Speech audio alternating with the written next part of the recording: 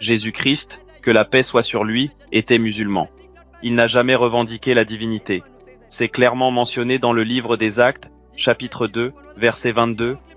Je m'appelle Maslin, étudiante à Sunani Polytechnique. J'aimerais savoir pourquoi les femmes musulmanes couvrent toujours leurs cheveux. Et ensuite, la deuxième question est pourquoi nettoient-elles leurs parties intimes après s'être rasées ou après avoir uriné? Si j'ai bien compris votre question, sœur, vous avez demandé pourquoi les femmes musulmanes couvrent leur tête, c'est bien cela? Oui, s'il vous plaît. Et pourquoi se lavent-elles leurs parties intimes après avoir uriné? Oui, toujours. Je vais d'abord répondre à votre deuxième question, puis à la première. En ce qui concerne le fait de laver les parties intimes après être allé aux toilettes, c'est une pratique des hommes musulmans, tout comme des femmes musulmanes. Les deux le font, parce que nous sommes hygiéniques. Quand nous répondons à l'appel de la nature, nous utilisons de l'eau pour qu'il n'y ait plus de gouttelettes restantes. En tant que médecin, vous pouvez demander à n'importe quel médecin, ils vous diront que ce que le corps n'a pas besoin est éliminé sous forme d'excréments ou d'urine. Et ces substances les sont très nocives pour le corps. Donc quand vous urinez, il reste certaines gouttelettes.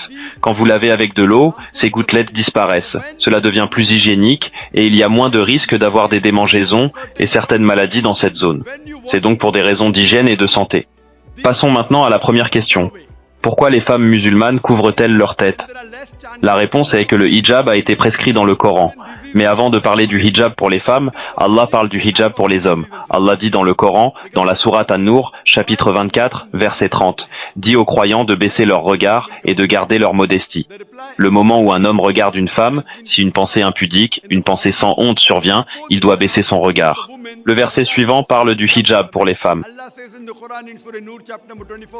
Sourate An-Nur, chapitre 24, verset 31. Dis aux croyantes de baisser leur regard et de garder leur modestie, et qu'elles ne montrent pas leur beauté, sauf ce qui en apparaît, et qu'elles rabattent leur voile sur leur poitrine, et qu'elles ne montrent pas leur beauté, sauf en présence de leur mari, de leur fils, de leur père, et une longue liste de maram, les proches qu'elles ne peuvent pas épouser, est donnée. Il y a essentiellement 6 critères pour le hijab. Le premier est l'étendue qui diffère entre l'homme et la femme. Pour l'homme, c'est du nombril au genou. Pour la femme, tout le corps doit être couvert. Les seules parties qui peuvent être vues sont le visage et les mains jusqu'au poignet. Certains savants disent que même le visage doit être couvert. Mais normalement, pour une femme, tout le corps doit être couvert, y compris la tête et les cheveux, sauf le visage et les mains jusqu'au poignet. Les 5 autres critères sont les mêmes pour les hommes et les femmes. Le deuxième critère est que les vêtements qu'ils portent ne doivent pas être serrés pour ne pas révéler la silhouette.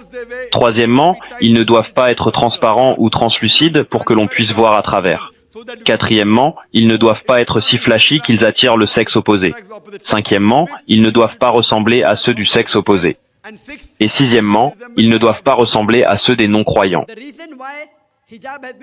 La raison pour laquelle le hijab a été prescrit est donnée dans le Coran, dans la sourate Al-Ahzab, chapitre 33, verset 59, où Allah dit « Ô prophète, dis à tes épouses, à tes filles et aux femmes des croyants de ramener sur elles leur grand voile.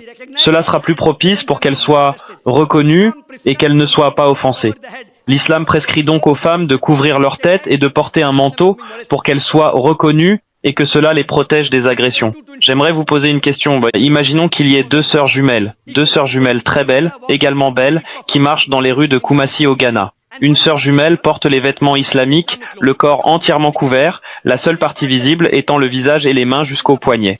L'autre sœur jumelle porte des vêtements occidentaux, vous savez, une mini-jupe et un short, un haut très décolleté, révélant plus de son corps que ne le cachant. Si ces deux sœurs jumelles marchent dans les rues de Kumasi et qu'au coin de la rue, il y a un hooligan, un vaurien qui attend une proie, qui attend de taquiner une fille. Je vous pose la question, sœur. Va-t-il taquiner la fille qui porte le hijab islamique ou va-t-il taquiner la fille qui porte des vêtements occidentaux? Quelle fille va-t-il taquiner? Va-t-il taquiner la fille qui porte le hijab islamique ou taquiner la fille qui porte des vêtements occidentaux? Il taquinera la fille qui porte le hijab islamique. Pourquoi? Oui, Pourquoi? c'est décent. Je ne vous entends pas. C'est décent. C'est décent? Oui, s'il vous plaît. Je n'ai pas bien compris la question. Non, ma question était la suivante. S'il y a deux sœurs jumelles qui sont également belles, très belles, qui marchent dans les rues de Kumasi, l'une porte les vêtements islamiques complètement couverts, l'autre sœur jumelle, sauf le visage et les mains jusqu'aux poignets. L'autre sœur jumelle porte des vêtements occidentaux, une mini-jupe et un short, un haut avec un décolleté profond, un col bas. Son corps est plus révélé que caché. Elle expose plus de son corps que ne le cache. Et si ces deux sœurs jumelles sont également belles, marchant dans les rues de Koumazi, et qu'au coin de la rue, il y a un hooligan, un vaurien qui attend une proie, qui attend de taquiner une fille, je vous pose la question, quelle fille va-t-il taquiner? Va-t-il taquiner la sœur jumelle qui porte le hijab islamique, ou va-t-il taquiner la sœur jumelle qui porte des vêtements occidentaux? Quelle fille va-t-il taquiner? Celle qui porte le hijab. Il va taquiner la fille qui porte le hijab. Pourquoi, sœur? Pouvez-vous me donner une bonne raison? Pouvez-vous me donner une bonne raison pour laquelle cet homme taquinerait la fille qui porte le hijab islamique? Je veux une seule raison. Je taquinerai celle qui porte la robe courte. Celle qui porte quoi? Ils vont taquiner celle qui porte la robe courte. Ah, correct. C'est une question simple, une réponse simple. Il taquinera la fille qui porte les shorts, la robe courte, parce que si vous invitez, alors les gens viendront. C'est la raison pour laquelle non seulement dans le Coran, non seulement dans l'islam, mais aussi dans le christianisme, c'est mentionné. Sœur, êtes-vous chrétienne? Oui, je le suis. Dans le chapitre 22, verset 5 de Deutéronome, il est dit « La femme ne portera pas un vêtement d'homme, et l'homme ne portera pas un vêtement de femme, car quiconque fait cela est en abomination à l'Éternel. » Il était mentionné dans 1 Timothée 2, verset 9, que les femmes vêtues de manière décente se parent de pudeur et de modestie, non de tresses, ni d'or, ni de perles, ni d'habits somptueux. Il était mentionné dans 1 Corinthiens, chapitre 11, versets 5 et 6, que la femme qui prie ou prophétise sans avoir la tête couverte déshonore son chef. C'est comme si elle était rasée. La Bible dit dans 1 Corinthiens, chapitre 11, versets 5 à 6, que la femme qui prie sans avoir la tête couverte devrait avoir la tête rasée. La Bible est plus stricte que le Coran.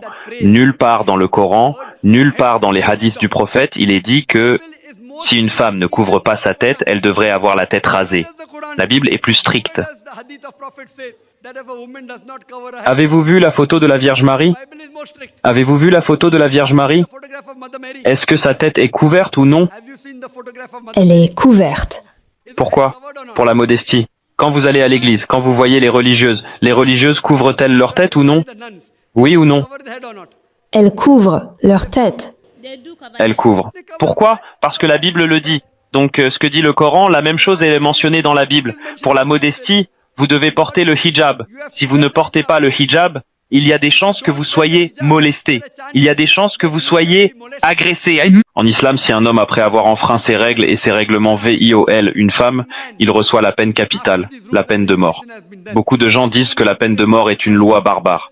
C'est un mode de vie impitoyable. Savez-vous qu'en Amérique, le plus grand nombre de VIOL qui a lieu dans n'importe quel pays du monde, c'est en Amérique? Selon les statistiques de 2008 du National Survey of Crime Victimization, 203 830 cas de VIOL ont eu lieu, et 16% ont été signalés.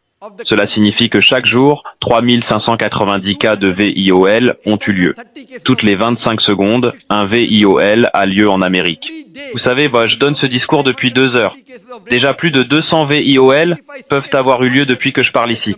Je vous pose la question, si vous appliquez la charia islamique aux États-Unis, que chaque homme, lorsqu'il regarde une femme, doit baisser les yeux, si une pensée impudique lui vient.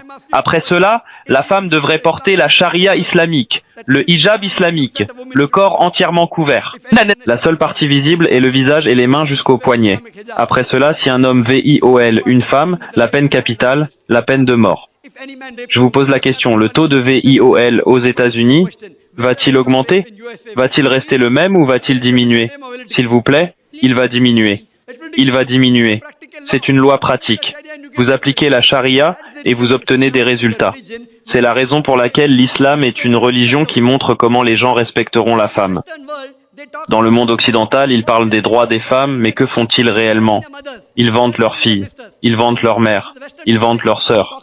Vous savez, la société occidentale qui parle de la libération des femmes n'est rien d'autre qu'une forme déguisée d'exploitation du corps, de dégradation de l'honneur et de privation de l'âme.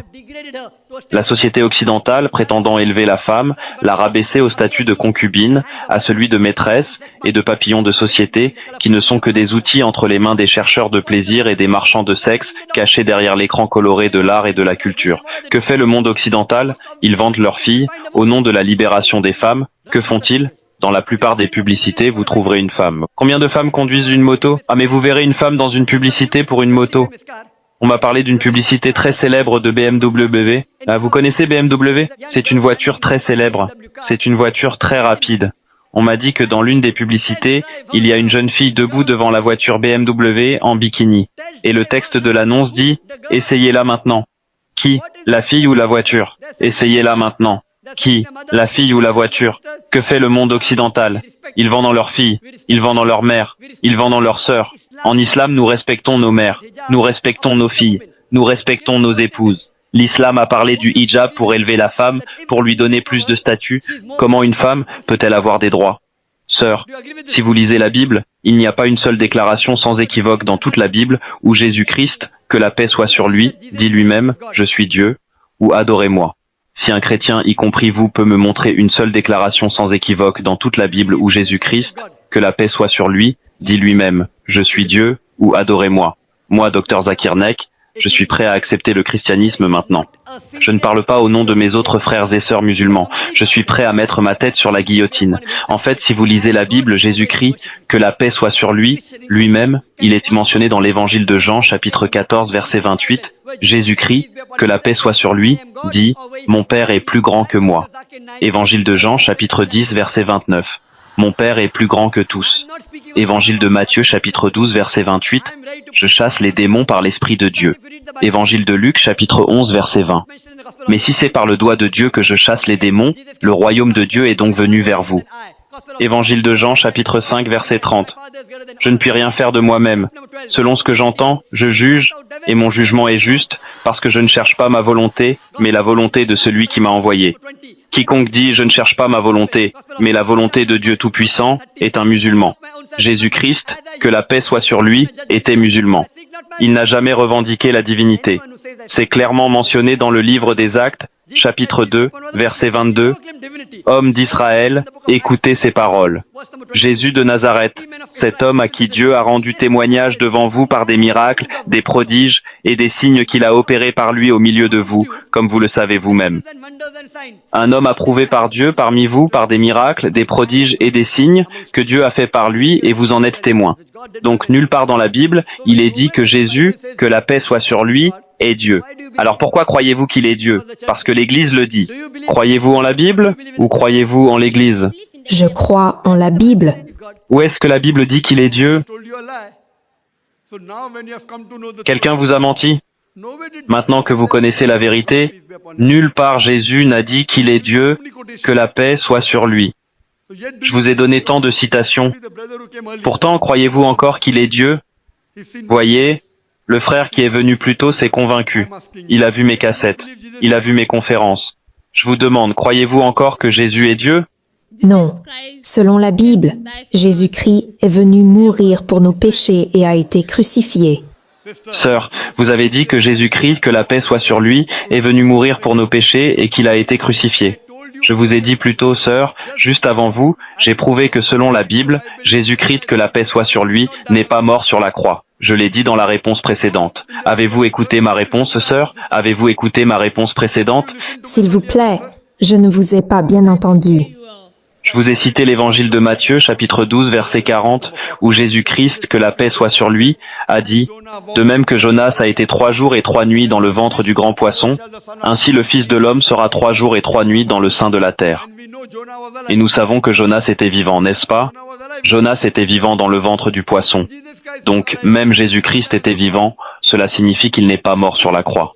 S'il vous plaît, je serais heureuse si vous pouviez m'expliquer comment Jésus-Christ est mort.